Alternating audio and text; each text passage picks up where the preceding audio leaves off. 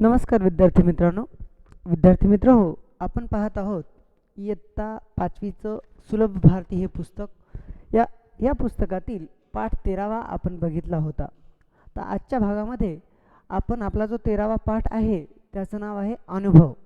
तर ह्या अनुभव पाठाचे प्रश्न उत्तर आज आपण पाहणार आहोत. तत्पूर्वी थोडक्यामध्ये आपण ह्या पाठामध्ये काय बघितलं ते एकदा बघू. बघा, अनुभव या पाठात आपण पाहिलं होतं की एक मारिया नावाची मुलगी असते आणि ती एके दिवशी शाळेतून घरी येते आणि घरी आल्याच्या नंतर त्या दिवशी तिचे आई बाबा घरामध्ये नसतात आणि मग तेवढ्यात काय होतं की खूप जोराचा पाऊस येतो. पाऊस आल्याच्या नंतर ती आपली दारं खिडक्या बंद करते. तसंच नंतर ती जेव्हा शांत बसते तेव्हा तिला पावसावरच्या कविता आठवतात. पुढे आपण बघितलं या पाठामध्ये की काही वेळाच्या नंतर पाऊस थांबतो, नंतर तिचे आई वडील येतात आणि ती तिच्या आई बाबांना बिलगते. तर असं आपण या पाठामध्ये बघितलं होतं. चला तर आता बघूया या पाठामध्ये जे काही शब्दार्थ आलेले आहेत त्यांचे अर्थ. बघा, पाठामध्ये कुलूप हा शब्द आला होता. कुलूप म्हणजे काय तर टाळे. कुलूप म्हणजे टाळे, ज्याला आपण लॉक असं देखील म्हणतो. पुढे बघू. पाऊस धो कोसळणे म्हणजेच काय तर खूप जोराचा पाऊस पडणे, त्याला म्हणतात पाऊस धो कोसळणे. पुढे शब्द आला होता अचानक.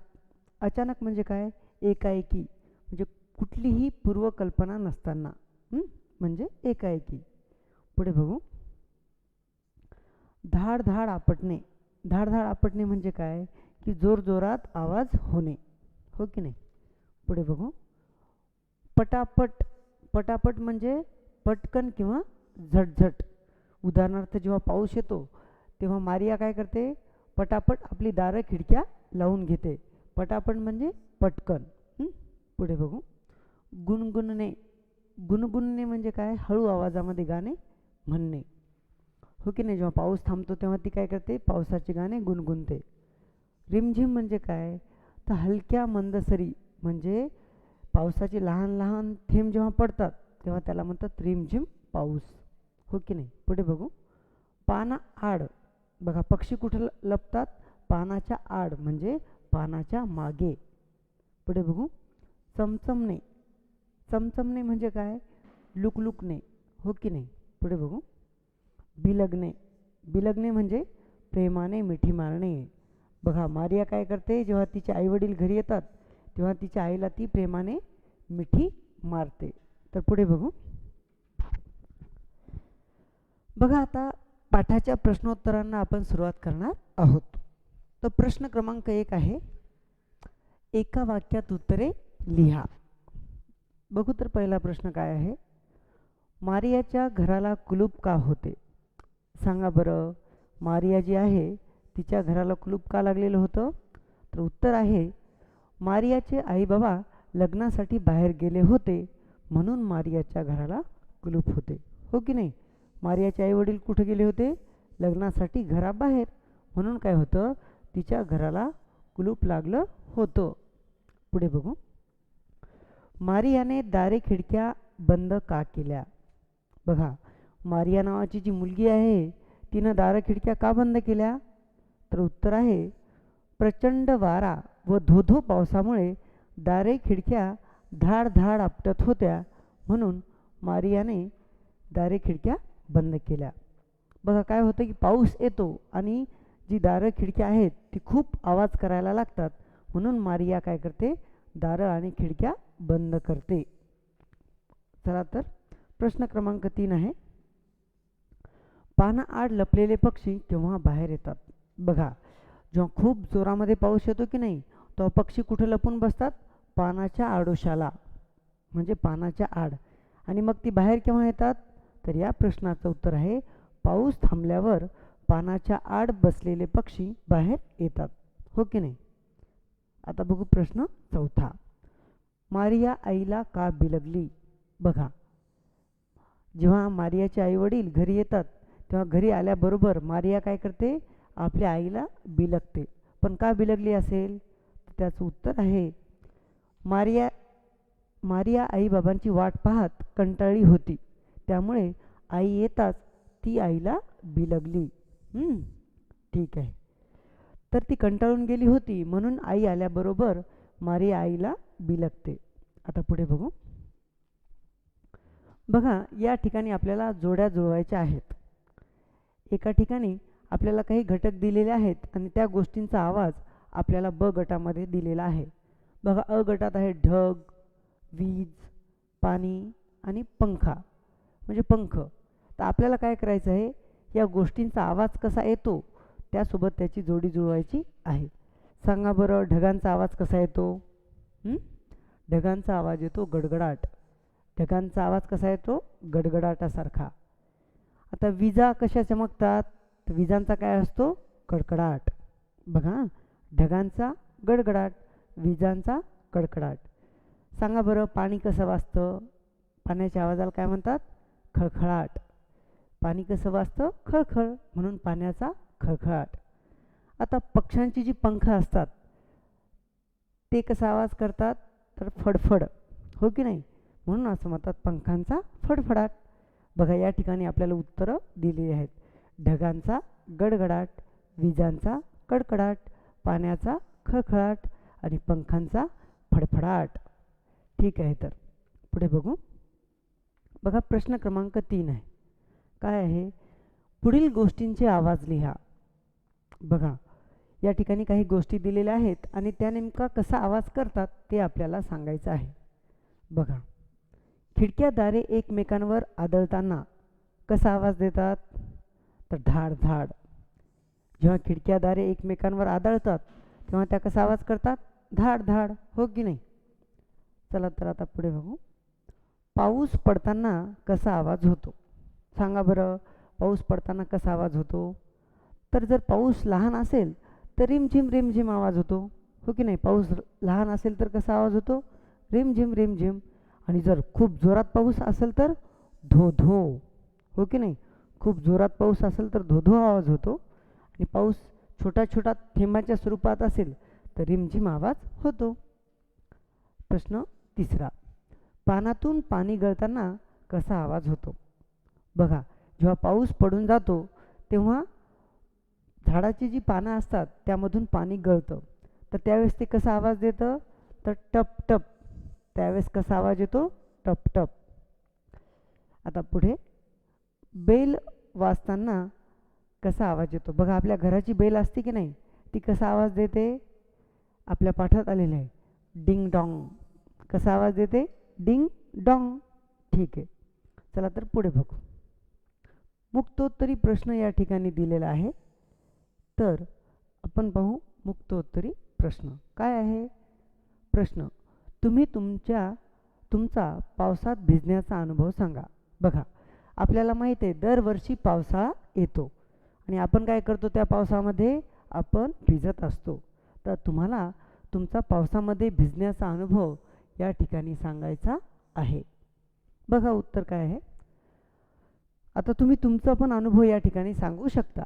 इथं नमुन्यादाखल सांगितलेला आहे एका मुलाचा अनुभव. पावसाळ्यातला दिवस होता. मी संध्याकाळी घरी जात होतो. अचानक जोरात वारा वाहू लागला. आभाळ ढगांनी भरून गेले. काळोख दाटून आला आणि जोरात पाऊस पडू लागला. मी छत्री उघडली तेवढ्यात एक कुत्र्याचे पिल्लू आले. मी त्याला छत्रीत घेतले. बघा, या ठिकाणी मुलानं काय सांगितलं आहे की पावसाळ्याच्या दिवसात एकदा खूप पाऊस येतो आणि मग तेवढ्यात काय होतं, या मुलापाशी एक कुत्र्याचं पिल्लू येतं आणि मग ह्या मुलाला त्या पिल्ल्याची कीव येते आणि आपल्या छत्रीमध्ये तो मुलगा त्या पिल्लाला घेतो, हो की नाही? आपण देखील अशाच प्रकारे दुसऱ्याची मदत केली पाहिजे, जशी या मुलानं कुत्र्याच्या पिल्ल्याची मदत केली. आता बघू व्याकरण आणि भाषा अभ्यास. बघा, या ठिकाणी काय आहे, आपल्याला विरुद्धार्थी शब्द सांगायचे आहेत. बघा, चढणे या शब्दाचा विरुद्धार्थी काय होईल? उतरणे. चढणे, उतरणे. पुढे आहे आठवणे. आठवणेचं विरुद्धार्थी विसरणे. बघा, उंच. उंचचा विरुद्धार्थी काय होईल? खोल. बाहेर याचा विरुद्धार्थी आत. बघा, स्वच्छ याच्या विरुद्धार्थी काय शब्द होईल? अस्वच्छ. किंवा घाणेरडे. थांबणे याच्या विरुद्धार्थी काय होईल? सुरू होणे. थांबणे, सुरू होणे ही आहेच विरुद्धार्थी शब्द. पुढे बघू. पुढे दोन प्रकारच्या शब्दसमूहांचे गट दिलेले आहेत, ते वाचा. कोणत्या शब्दसमूहाचा अर्थ कळतो व कोणत्या शब्दावरून कळतो ते समजून घ्या. बघा सर एक बघा, या ठिकाणी आपल्याला काही शब्दसमूह दिलेले आहेत, हो की नाही? आणि या ठिकाणी शब्दसमूहाचा अर्थ कळतो तोच फक्त शब्द दिलेला आहे की ज्या शब्दसमूहामुळं आपल्याला त्या वाक्याचा अर्थ कळतो. तर बघू इथं काय आहे? मारियाने कुलूप. मारियाने कुलूप, पण काही अर्थ कळतो का इथं? नाही. तर मारियाने कुलूप नेमकं काय केलं?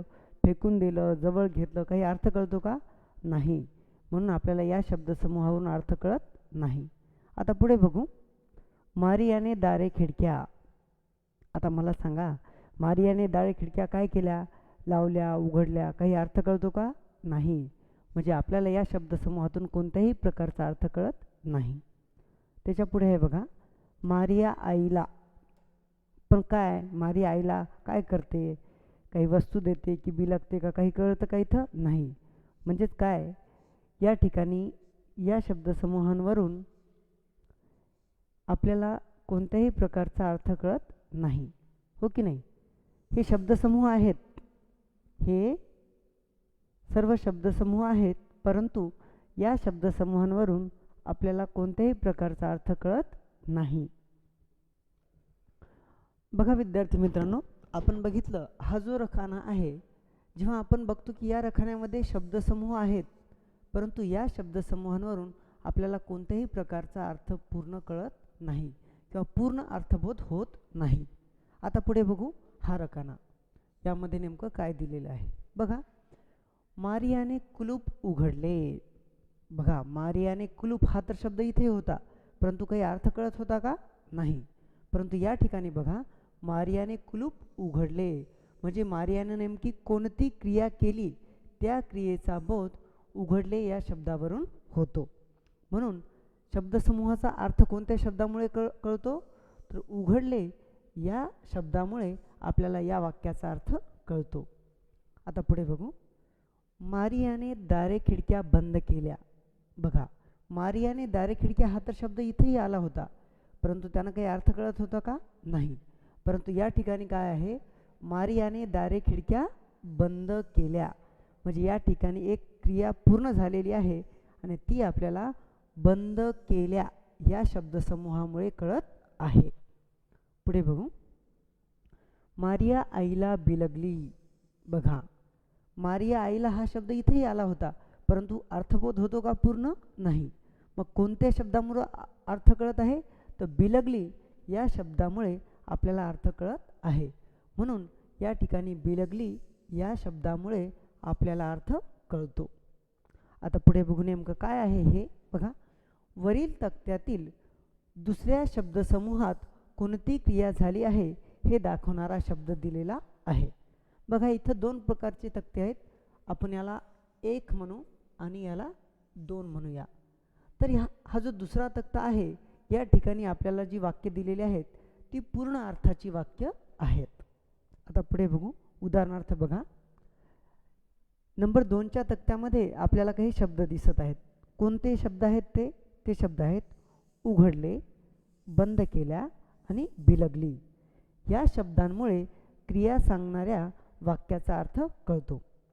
बघा, हा जो दुसऱ्या क्रमांकाचा तक्ता आहे त्यामध्ये हे 3 शब्द आलेले आहेत, उघडले, बंद केल्या आणि बिलगली. आणि या शब्दांमुळे आपल्याला त्या वाक्याचा अर्थ कळतो. काय होतो? त्या वाक्याचा अर्थ कळतो आणि या शब्दांनाच क्रियापद असं म्हणतात. बघा, क्रियापद म्हणजे काय? की ज्या शब्दामुळे आपल्याला वाक्याचा अर्थ कळतो त्या शब्दाला क्रियापद असं म्हणतात. म्हणून बघा, उघडले, बंद केल्या आणि बिलगली ही या ठिकाणी क्रियापदे आहेत. बघा, हे जे शब्द आलेत की नाही, हे काय आहेत? क्रियापद. बघा, आता क्रियापद म्हणजे काय? तर बघा, क्रिया म्हणजे कोणतीही कृती, क्रिया म्हणजे कोणतीही कृती की जी आपण करत असतो. क्रिया म्हणजे कोणतीही कृती.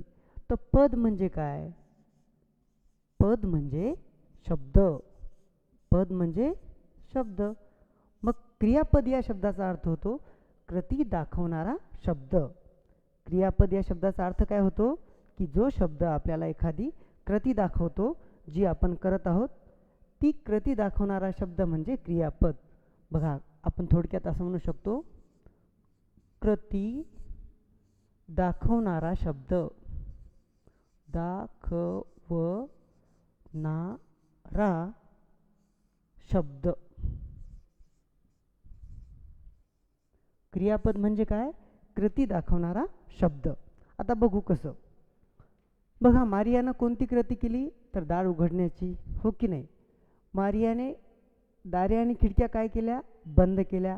म्हणजे तिनं कोणती कृती केली? दारे खिडक्या बंद करण्याची. किंवा जेव्हा आई वडील आले तेव्हा तिनं कोणती कृती केली? तर ती आईला बिलगली. म्हणजेच क्रियापद शक्यतोवर वाक्यातील कृती दाखवण्याचं काम करत असतो. आणि क्रियापद या शब्दाचा अर्थ देखील क्रिया म्हणजे कृती, तर पद म्हणजे शब्द. तर कृती दाखवणारा शब्द म्हणजे क्रियापद. ठीक आहे, तर पुढे बघू. बघा, पुढील शब्दसमूह वाचा आणि त्यातील क्रियापदे ओळखा. बघा, आता आपल्याला काय या ठिकाणी काही वाक्य दिलेली आहेत आणि या वाक्यातील आपल्याला काय ओळखायचं आहे? क्रियापद. बघू, नंबर 1चं वाक्य आहे पक्षी बाहेर. आता काय झाले? पक्ष्यांनी कोणती क्रिया केलेली आहे? तर पक्ष्यांनी बाहेर येण्याची क्रिया केलेली आहे आणि ती क्रिया दाखवत आहेत आले हा शब्दसमूह. तसंच क्रियापदाची दुसरी एक व्याख्या आहे, क्रियापद हा वाक्याचा अर्थ पूर्ण करणारा शब्द असतो. क्रियापद कोणतं कार्य करतं? क्रियापद वाक्याचा अर्थ पूर्ण करण्याचं काम करतं. आता बघू दुसरं वाक्य. मारियाने आकाशाकडे. आणि कोणत्या गोष्टीमुळे वाक्य पूर्ण होतं? तर पाहिले या शब्दामुळे वाक्य पूर्ण होतं. म्हणून या ठिकाणी क्रियापद आहे पाहिले. आता पुढे बघू. दारावरची बेल काय झाली? तर वाजली. या ठिकाणी क्रियापद आहे वाजली. म्हणजे बेलनं कोणती क्रिया केलेली आहे? तर बेलनं वाजण्याची क्रिया केलेली आहे. पुढे मारिया पळत दाराकडे. कोणती क्रिया केली तिनं? दाराकडे जाण्याची. तर मारिया पळत दाराकडे गेली. तर ज्या ज्या शब्दांना मी वर्तुळ केलेलं आहे ते शब्द या ठिकाणी क्रियापद आहेत. वर्तुळ केलेले शब्द काय आहेत? क्रियापद. तर क्रियापदाच्या दोन व्याख्या. एक म्हणजे क्रियापद हे क्रिया दाखवण्याचं काम करतं आणि दुसरं कार्य म्हणजे क्रियापद वाक्याचा अर्थ पूर्ण करतं. क्रियापद काय करतं? वाक्याचा अर्थ पूर्ण करतं. पुढे बघू आता. प्रश्न क्रमांक 3. क्रियापदे घालून वाक्य पूर्ण करा.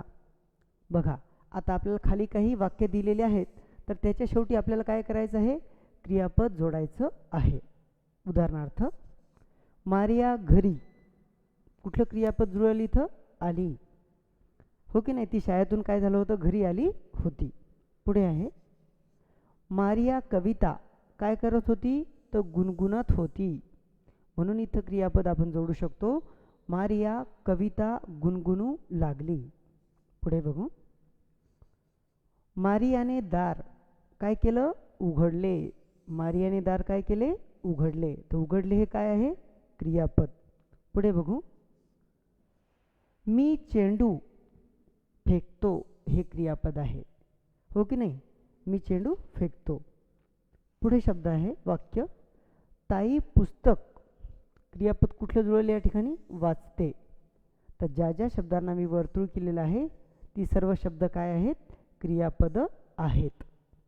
आता पुढे पहा. प्रश्न क्रमांक 4. प्रश्न क्रमांक 4 आहे रिकाम्या जागी विरुद्धार्थी शब्द घालून वाक्य पूर्ण लिहा.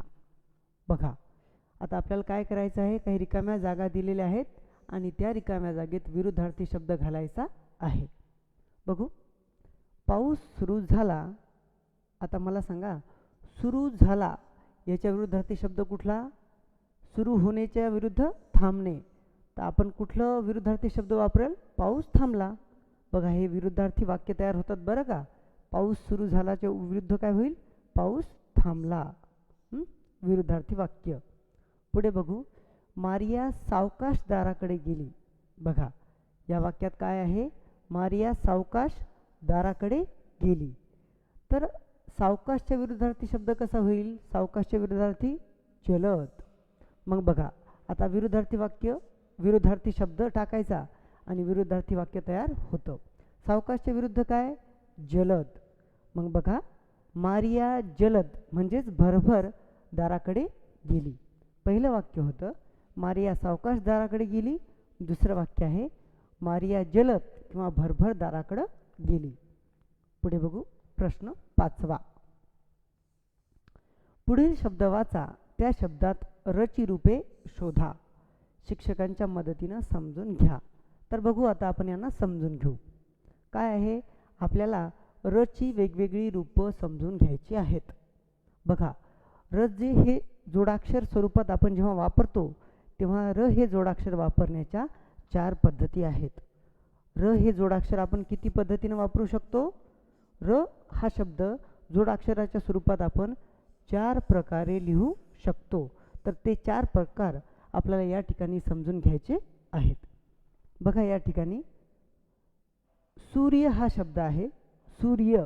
तर या ठिकाणी र हे जे अक्षर आहे ते रफार या स्वरूपात दाखवलेलं आहे. कसं दाखवलेलं आहे? रफार. हो की नाही? जेव्हा असा र दाखवला जातो तेव्हा त्याला म्हणतात रफार. मग जसं की सूर्य, पर्वत, हो की नाही, या ठिकाणी र आलेला आहे तर तो कोणत्या स्वरूपात आलेला आहे? रफार या स्वरूपात तो आलेला आहे. आता पुढे बघू. चंद्र या शब्दामध्ये देखील द्र या ठिकाणी र आलेला आहे. तर तो असा अर्ध्या स्वरूपात आलेला आहे. जसं की समुद्र या ठिकाणी देखील हा जो आहे हा रच आहे, तो अर्धा र आहे. तो असाही लिहितात. आता पुढे बघू. कैऱ्या हा शब्द आलेला आहे. कैऱ्या. तर या ठिकाणी र कसा आलेला आहे? असा. हो की नाही? कैऱ्या. तर हा देखील रच आहे. तो जोडाक्षरामध्ये असा देखील लिहितात. पुढे बघू. जसं की पर्या या ठिकाणी देखील हाच र असा लिहिलेला आहे. आता बघा प्राणी या शब्दामध्ये आणि समुद्र या शब्दामध्ये जसं की प्रकाश या शब्दामध्ये अर्धा र आलेला आहे. आणि आता सर्वात महत्त्वाचं म्हणजे महाराष्ट्र या शब्दामध्ये काकपद, जसं कावळ्याचा पाय असतो की नाही, त्या स्वरूपामध्ये र वापरलेलं आहे. बघा महाराष्ट्र या ठिकाणी हे जे आहे की नाही याला काकपद म्हणतात, परंतु या ठिकाणी रच आलेला आहे. तर र लिहिण्याच्या ह्या 4 पद्धती आहेत. आलं लक्षात? ठीक आहे. तर तुम्हाला प्रत्येकाला ही गोष्ट समजली पाहिजे. र जोडाक्षरात लिहिण्याच्या किती पद्धती आहेत? 4. पुढे बघू आता. या ठिकाणी अजून एक शब्द आलेला आहे. बघा महाराष्ट्रमध्ये आपण बघितलं की कावळ्याचा जसा पाय असतो तसं र लिहितात. तसंच ट्रक या शब्दात देखील र तशाच पद्धतीनं लिहितात जसं ते महाराष्ट्रामध्ये लिहिलेलं आहे. ठीक आहे. तर आता बघू पुढचा प्रश्न.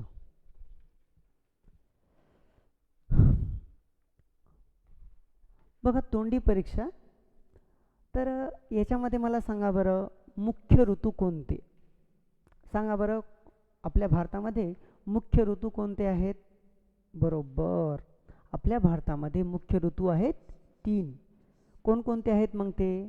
बघा नंबर 1ला आहे उन्हाळा. हो की नाही? उन्हाळा. आणि उन्हाळा संपल्याच्या नंतर नंबर 2ला पावसाळा. हो की नाही? पावसाळा. आणि पावसाळा संपल्याच्या नंतर कोणता ऋतू येतो? सांगा बरं. पावसाळा संपल्यावर हिवाळा. हो की नाही? हिवाळा. तर हे आपल्या भारतातले मुख्य ऋतू आहेत. पुढे बघू. आता दुसरा प्रश्न आहे, तुम्हाला कोणता ऋतू आवडतो? तुम्हाला कोणता ऋतू आवडतो आणि तो का आवडतो ते सांगायचं आहे. बघा आता कुणाचा आवडता ऋतू पावसाळा असेल का? कारण पावसाळ्यामध्ये सर्वीकडे हिरवंगार दिसतं. सगळी पृथ्वी सुंदर अशी हिरवंगार शालू नेसल्याप्रमाणे नटलेली दिसते म्हणून कुणाला पावसाळा आवडू शकतो, किंवा कुणाचा आवडता ऋतू हिवाळा देखील असू शकतो, कारण हिवाळ्यामध्ये ऊन वगैरे अजिबात लागत नाही, हो की नाही. तर आपापल्या आवडीनुसार तुमचे आवडते ऋतू वेगवेगळे असू शकतात. पुढे बघू आता. बघा, वाचा, सांगा आणि लिहा.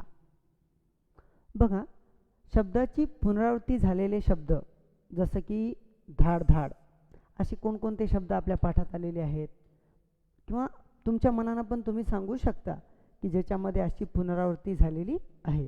जसं घन घन, फाड फाड, खाड खाड, बडबड या शब्दांमध्ये शब्दाची पुनरावृत्ती झालेली आहे. आणि अजून खनखन, हो की नाही. पुढे बघू. बघा, नादमय शब्द सांगा. बघा, आपल्याला काय करायचं आहे, नादमय शब्द सांगायचे आहेत.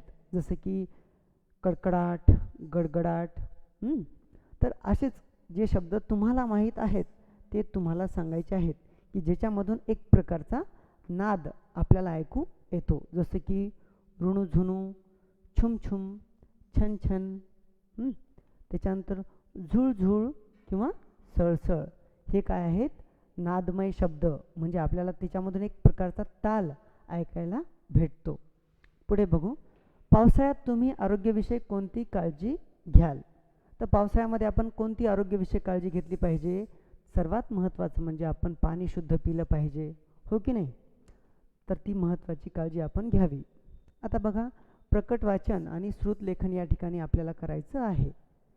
तर सोपे शब्द आहेत, जसं की घड्याळ, हळूहळू, रिमझिम, खिडक्या, गुणगुण आणि खळखळाट. तर पुढे बघू.